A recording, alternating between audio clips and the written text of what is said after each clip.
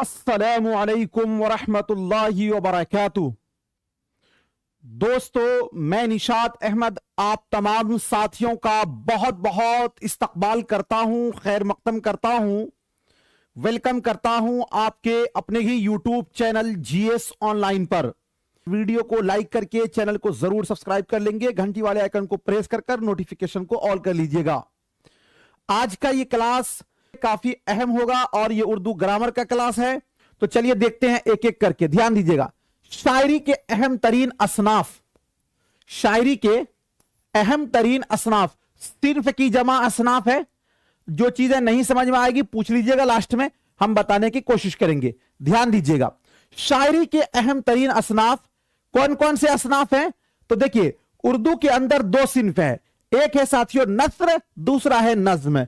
जो शायरी के अहम तरीन असनाफ है उसमें है गजल, नज्म, कसीदा, मसनवी, रुबाई, हमदो मनाजात, नातो मनकबत, मरसिया, कतआ, मुसद्दस। ठीक है ना। अब इसमें लफ्ज मिसरा का माना दरवाजे का एक पट होता है। पट मीन से पल्ला। जैसे साथियों दरवाजा अगर कोई हो, अभी तो एक पल्ला दरवाजा चल रहा है, लेकिन अगर कोई घर का दरवाजा हो उसके अंदर अगर हम एक ही पल्ला लगा दें तो क्या वो दरवाजा मुकम्मल होगा? नहीं होगा, यानी उसके अंदर हमको दूसरा पल्ला भी लगाना होगा।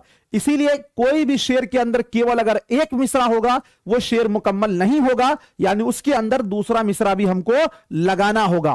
तो लफ्ज मिसरा का माना दरवाजे का एक पट होता है। अब मिसरा किसे कहते हैं? किसी भी शेर की पहली सत्र को, सत्र मीन्स लाइन, किसी भी शेर की पहली लाइन को क्या कहा जाता है? मिसरा कहा जाता है। जैसे कि साथियों एक शेर है, सफर तन्हा नहीं करती, सफर तन्हा नहीं करती, सुनो ऐसा नहीं करती। तो इसमें जो है सफर तन्हा नहीं करते, ये जो पहला वाला साथियों ये है, इसको बोलेंगे पहला मिसरा। इसको क्या बोलेंगे? पहला मिसरा। इसको क्या बोलेंगे? पहला मिसरा। सुनो ऐसा नहीं करते, इसको बोलेंगे साथियों दूसरा मिसरा। इसको क्या बोलेंगे? दूसरा मिसरा। सफर तन्हा नहीं करते, ये एक लाइन है, ये आपका साथियों पहला मिसरा है। सुनो ऐसा नहीं करते, ये दूसरी लाइन, ये आपका दूसरा मिसरा है। मंदजा बाला शेर में पहली सत्र यानी सफर तन्हा नहीं करते, ये पहली सत्र है, इसलिए इसे मिसरा कहेंगे। आप साथियों जानते हैं कि शेर किसे कहते हैं? शेर, शेर साथियों शीन ऐन रा के साथ शेर। किसी भी शेर के दोनों सुतूर के मिल जाने से सत्र की जमा है सुतूर। देखिए इतनी कीमती बात कर रहा हूं, कुछ लोग अपने फेरे में पड़े हैं, मैं आपका कमेंट लूंगा, लास्ट में लूंगा। सुनो भाई, बहुत काम की चीज है। किसी भी शेर के दोनों सुतूर के मिल जाने से, सत्र की जमा सुतूर, यानी अगर दोनों लाइनें मिल गई तो उसी को कहते हैं एक शेर बनता है। जैसे सफर तन्हा नहीं करते, ये एक लाइन है, सुनो ऐसा नहीं करते, ये दूसरी लाइन है। अगर ये दोनों का साथियों एक साथ मिल गया ये, तो इसी को बोलेंगे शेर। इसको क्या बोलेंगे? शेर बोलेंगे। पहला लाइन पहला मिसरा, दूसरी लाइन दूसरा मिसरा, दोनों एक साथ मिला, ये क्या हो जाएगा? आपका शेर हो जाएगा। तो मिसरा आप समझ गए। चलिए एक बार आप लोग प्लीज लाइक कर दीजिए अगर अच्छा लग रहा है तो, अगर नहीं लग रहा तो उसका भी रीजन लिख दीजिएगा बाद में। अब जानते हैं गजल। गजल किसको बोलते हैं भाई? गजल, गजल अरबी कसायद की, कसीदा की जमा कसायद, अरबी कसायद की तशबीब से फारसी शायरों ने ईजाद की। तीन क्वेश्चन यहां पे बनता है। गजल अरबी कसायद की तशबीब, यानी गजल अरबी जबान का लफ्ज है, किससे निकला है? तो कसीदा के तशबीब से निकला। वही पूछा जाता है किसके कोख से निकला है, कोख लफ्ज पूछा जाता है, तो तशबीब से निकला है।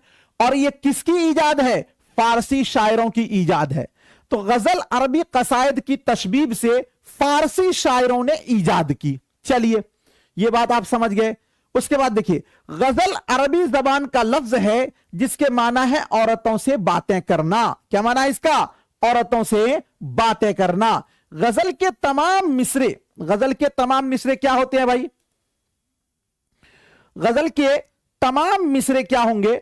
गजल के तमाम मिसरे एक ही वजन और एक ही बहर में होते हैं, यानी जितना सारा इसमें मिसरा होगा ना वो एक ही वजन में होगा, एक ही वजन में होगा, यानी वजन एक रहेगा, उसका वजन बदलेगा नहीं। दो कलमों के हरकातों सुकून में बराबरी को क्या कहते हैं? वजन कहते हैं। अब यहां पर सवाल उठता है कि वजन किसको कहते हैं? तो अगर दो कलीमा बोलते हैं साथियों लफ्ज को, दो लफ्जों के हरकातों सुकून यानी उसके जबर जेर पेश के बराबर होने को क्या कहते हैं? वजन कहते हैं। जैसे अभी आपने लिखा था गर्दन, और एक साथियों आप लिख दीजिए बर्तन, गर्दन, और उसके बाद दूसरा लिख दीजिए आप बर्तन, गर्दन और बर्तन। देखिए ये दो कलीमा है साथियों गर्दन, और दूसरा लिख दीजिए बर्तन। दोनों क्या है साथियों? बराबर है जबर जेर पेश में। ये क्या होगा? आपका वजन कहलाएगा। तो वही चीज कह रहा, दो कलीमों के हरकातों सुकून में बराबरी को वजन कहते हैं। अब आगे देखिए, आगे क्या है? गजल जिस नज्म में हुस्नो इश्क के जज्बात, अब यानी गजल कहते किसको है? तो जिस नज्म में हुस्नो इश्क के जज्बात का इजहार हो उसे उर्दू दुनिया में गजल कहा जाता है। क्या कहा जाता है? गजल कहा जाता है। गजल के पहले दोनों मिसरे और बकिया अशार के सानी मिसरे हम काफिया और हम रदीफ होते हैं।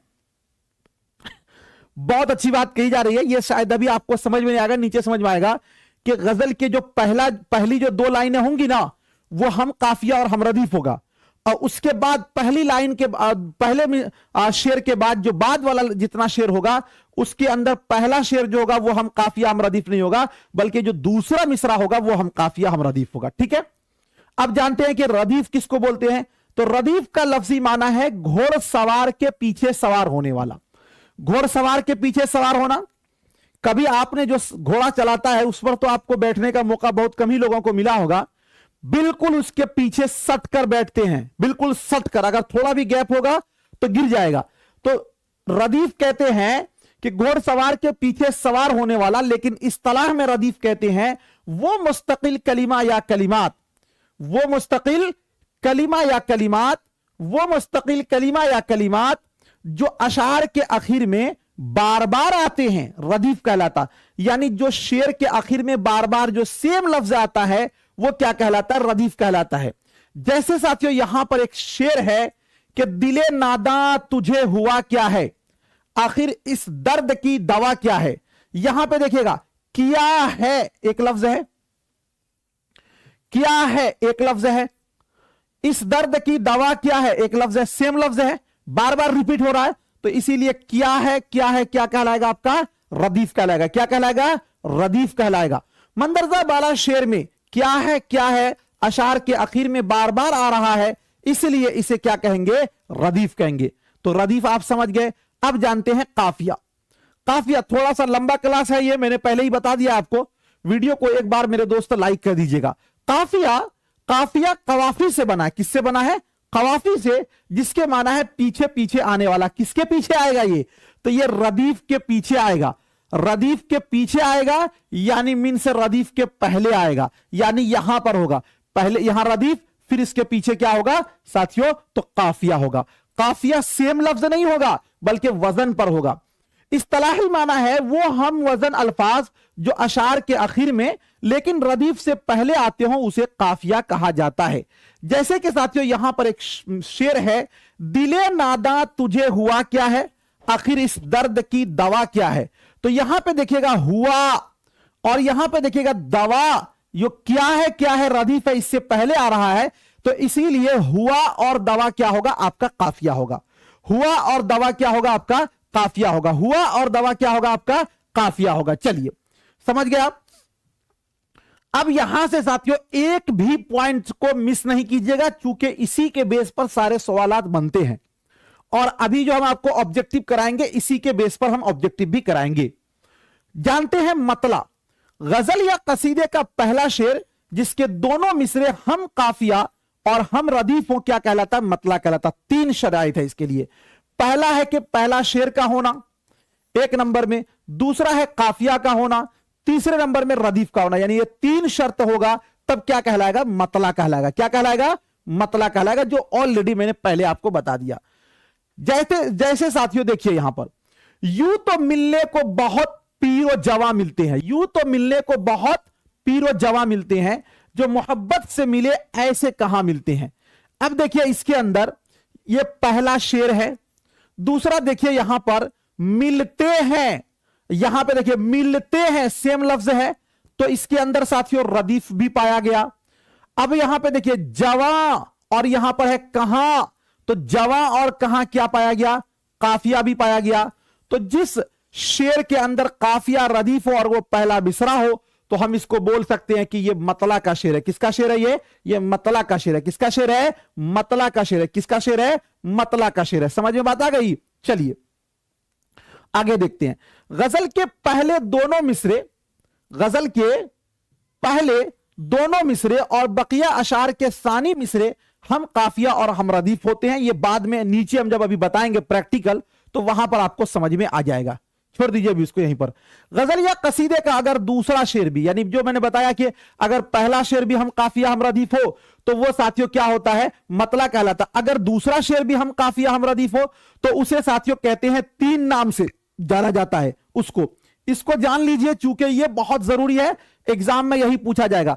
अगर गजल या कसीदे का दूसरा शेर भी हम काफिया हम रदीफ हो, तो उसको बोलते हैं हुस्ने मतला या मतलए सानी या फिर जेबे मतला। तीन नाम से इसको जानते हैं।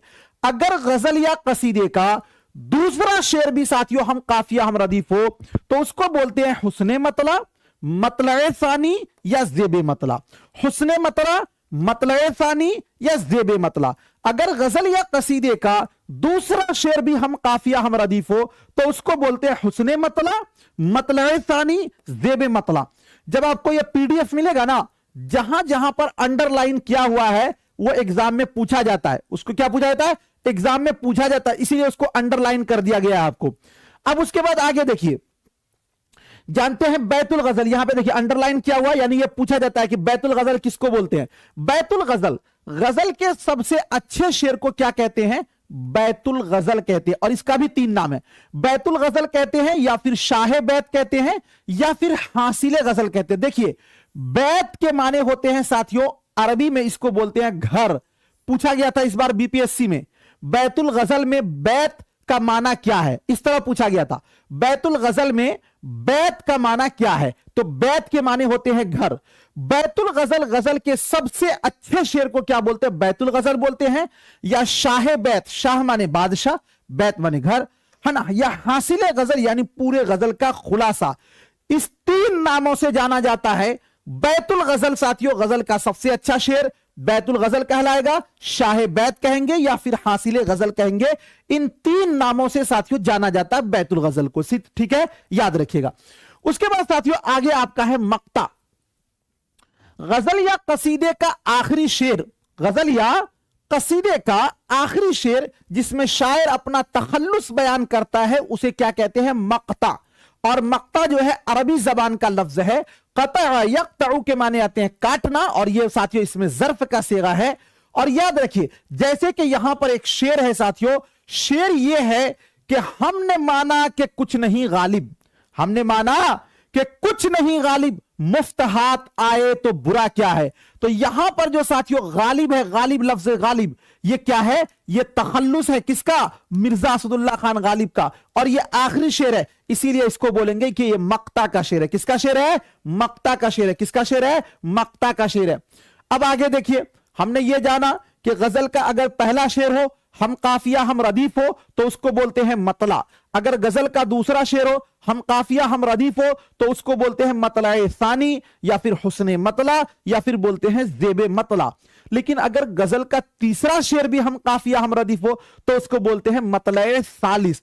अगर गजल या कसीदे का चौथा शेर भी हम काफिया हम रदीफ हो, तो उसको बोलते हैं मतलाए राबे। अगर गजल या कसीदे का पांचवा शेर भी हम काफिया हम रदीफ हो, तो उसको बोलते हैं मतलाए खामिस। क्या बोलते हैं, मतलाए खामिस बोलते हैं। चलिए ध्यान दीजिएगा, अगर गजल या कसीदे का तीसरा शेर भी हम काफिया और हम रदीफ हो, तो उसे साथियों मतलए सालिस, और अगर चौथा शेर भी हम काफिया हम रदीफ हो, तो उसे मतलए राबे कहते हैं। क्या कहते हैं, मतलए राबे कहते हैं। उसके बाद मेन पॉइंट, अब देखिए यहां पर भी बहुत सारी बातें अंडरलाइन की हुई है, क्योंकि ये एग्जाम में आपको पूछा जाता है मेरे दोस्त, और एग्जाम में यहीं पर आपको कंफ्यूजन होगा, इसलिए आप इसको समझ लीजिए। मतला और मक्ता के अलावा, मतला कहेंगे पहले शेर को और मक्ता कहेंगे आखिरी वाले शेर को, तो मतला और मक्ता के अलावा जो बाकी शेर होगा साथियों वो कहलाएगा फर्द। क्या कहलाएगा? फर्द। एक बात समझिएगा, हमने बोला कि पहला जो शेर होगा वो होगा मतला, और जो आखिर वाला शेर होगा वो क्या होगा? तो वो होगा मक्ता, है ना। तो इसके बीच में भी कुछ शेर है, बीच में भी कुछ शेर है साथियों। तो ये जो बीच वाला शेर है, यानी पहला और आखिरी वाला को छोड़कर जो बीच वाला शेर है उसको क्या बोलेंगे भाई? फर्द। इसको क्या बोलेंगे? फर्द बोलेंगे। क्या बोलेंगे? फर्द बोलेंगे। क्या बोलेंगे? इसको फर्द बोलेंगे। यही बात कहा जा रहा है कि फर्द किसको बोलते हैं। तो मतला और मक्ता के अलावा जो बाकी अशार होगा बीच में उसको बोलते हैं फर्द बोलते हैं। क्या बोलते हैं? फर्द बोलते हैं। मतला और मक्ता के अलावा जो बाकी शेर होगा साथियों उसको क्या बोलेंगे? फर्द बोलेंगे। क्या बोलेंगे? फर्द बोलेंगे। चलिए, गजल में कम से कम 5 शेर होते हैं, यानी 10 लाइन होगा, और ज्यादा शेर की कोई कैद नहीं है। अब देखिए, एक अहम पॉइंट्स ये पूछा जाता है कि गजल की खुसूसियात ये है कि इख्तिसार इजाज का होना। अब समझिएगा ये क्या होता है। गजल के अंदर क्या होता है, जैसे आप मसनवी पढ़ेंगे या नज्म पढ़िएगा, तो साथियों जैसे आप पढ़िएगा नज्म खेती या पढ़िएगा चक्की नामा, है ना, कोई भी नज्म पढ़िएगा, तो उसमें क्या होगा कि एक ही चीज के बारे में लगातार जिक्र होगा, उसी की तारीफ होगी, उसी के बारे में अच्छा बुरा बताया जाएगा। लेकिन गजल में ऐसा नहीं होता। गजल में क्या होता है कि हर शेर अलग अलग मौजू पर होता है। यानी गजल का जो है सबसे बड़ी खुसूसियत यह है कि इजाज़ो इख्तिसार होना, यानी उसके अंदर साथियों हर शेर जुदा गाना होता है। यानी गजल के अंदर हर शेर जो है ना अलग अलग मौजू पर होता है, इसीलिए गजल का कोई हेडलाइन नहीं होता। यही बात यहां पे ये अंडरलाइन क्या हुआ, इसका मतलब ये एग्जाम में पूछा जाता है। गजल या नज्म के रदीफो काफिया को जमीन कहते हैं। देखिए, नहीं बोलते हैं मोदी जी का, सुने हैं ना कि पांव के नीचे जमीन नहीं है। अगर आपके पांव के नीचे से जमीन खत्म हो जाए तो इंसान का वजूद भी खत्म हो जाएगा, इंसान रहेगा कहां से।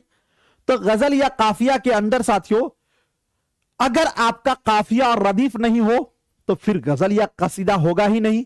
वही चीज यहां पे कहा जा रहा है कि जो रदीफ है, समझिएगा मेरी बात, बहुत पॉइंट वाली बात है, रदीफ और साथ में काफिया दोनों को एक साथ साथियों क्या बोलेंगे? दोनों को एक साथ बोलेंगे जमीन। क्या बोलेंगे? जमीन। और देखिए ये अंडरलाइन क्या हुआ है, लाल कलर में है, रेड कलर में है।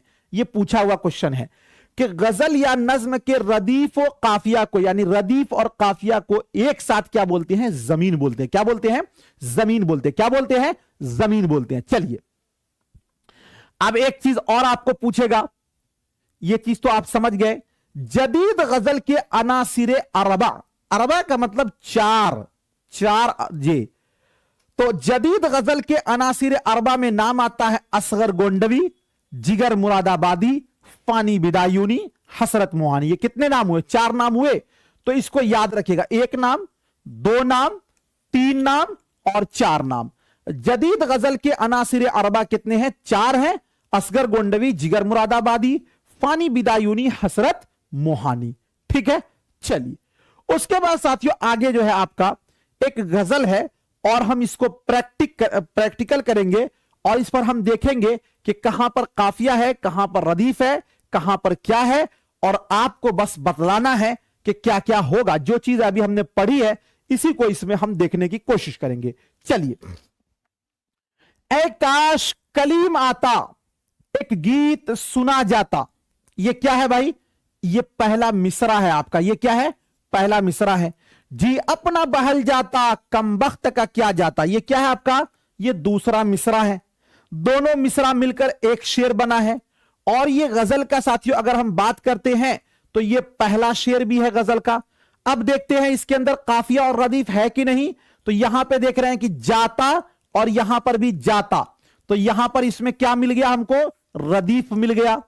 अब उसके बाद देखते हैं कि इसके अंदर भाई काफिया है कि नहीं। तो यहां पे देख रहे हैं सुना और यहां पे देख रहे हैं किया। चूंकि रदीफ से पहले कोई हमवजन अल्फाज होगा तो वो साथियों क्या होगा? काफिया होगा। तो इसके अंदर काफिया भी पाया जा रहा है। तो इसके अंदर पहला शेर भी है, रदीफ भी है और काफिया भी है। तो इसको मतला बोलेंगे। क्या बोलेंगे? मतला बोलेंगे। क्या बोलेंगे? मतला बोलेंगे।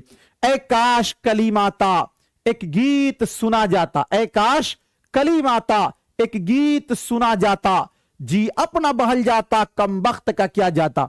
तो ये जो पहला शेर है साथियों, ये कौन सा शेर है? तो ये जो है आपका ये मतला का शेर है। कौन सा शेर है? ये मतला का शेर है।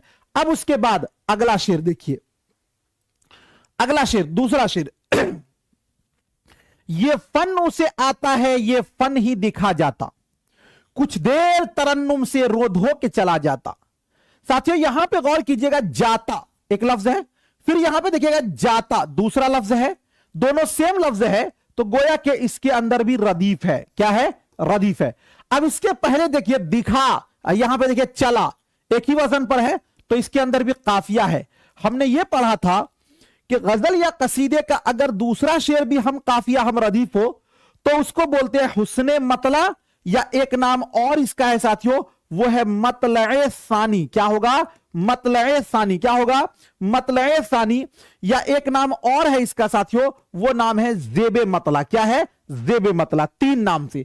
तो ये वाला जो शेर है साथियों, ये फन उसे आता है, ये फन ही दिखा जाता, कुछ देर तरन्नुम से रो धो के चला जाता। इसमें काफिया और साथियों मिसरा, काफिया रदीफ और साथियों दोनों चीजें पाई जाती है। तो इसीलिए हम इसको क्या बोलेंगे? इसको बोलेंगे हुस्ने मतला, या फिर इसे बोलेंगे जेबे मतला। क्या बोलेंगे? जेबे मतला। या साथियों इसे बोलेंगे हम मतलए सानी। क्या बोलेंगे? मतलए सानी। क्या बोलेंगे? मतलए सानी। बात समझ में आपको आ गई?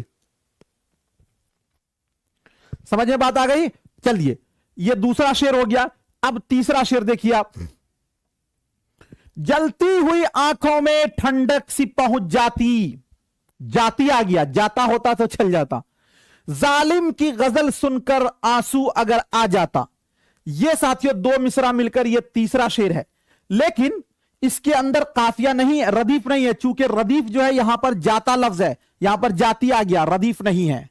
तो गोया कि ये तीसरा शेर जो है इसके अंदर काफिया और रदीफ नहीं पाया जा रहा। लेकिन एक चीज आपने पढ़ा था कि मतला के अलावा गजल या कसीदे के अंदर दूसरा मिसरा हम काफिया हम रदीफ होगा। तो यहां पे देखिए जाता है और यहां पर आ है, लेकिन इसमें तो नहीं ना है, इसलिए इसको बोलेंगे हम मिसरा बोलेंगे, शेर बोलेंगे इसको।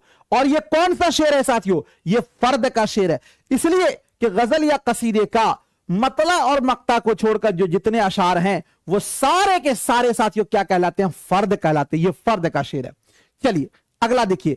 दिल है न ज़बां बाकी, क्यों रखी है जां बाकी, जख्म इतने लगाए थे एक और लगा जाता। इसके अंदर भी आपको काफिया रदीफ नहीं है। यह आपका चौथा शेर है। किसका? फर्द का है। उसके बाद आगे है साथियों, गुजरी है जो कुछ हम पर गर तुम पर गुजर जाती, तुम हमसे अगर कहते हमसे न सुना जाता। यह आपका पांचवा शेर है साथियों।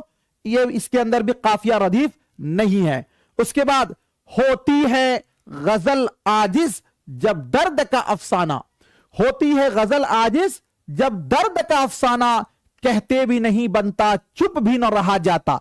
अब इसके अंदर गौर कीजिएगा, यहां पर एक लफ्ज आया आजिज, जो कि साथियों क्या है? तखल्लुस है। और यह गजल का आखिरी शेर है। हमने पढ़ा था कि गजल या कसीदे का आखिरी शेर हो जिसमें शायर तखल्लुस इस्तेमाल करता है, तो साथियों उसको बोलते हैं क्या? तो उसको बोला जाता है मक्ता। क्या बोलते हैं इसको? तो ये हो जाएगा मक्ता। क्या हो जाएगा? ये हो जाएगा मक्ता। चलिए, जो चीजें हमने आपको पढ़ाई थी उसको हमने प्रैक्टिस भी करवा दिया। अब उसके बाद साथियों गजल के बारे में उदबा वो शोरा के ख्यालात, इसको आप याद कर लीजिएगा। ये सब चीजें याद करने वाली हैं। अभी तो आप सुन रहे हो, याद करने का ट्रिक वही है कि दोबारा से वीडियो को सुनिएगा, फिर याद कीजिएगा, इंशाल्लाह याद हो जाएगा।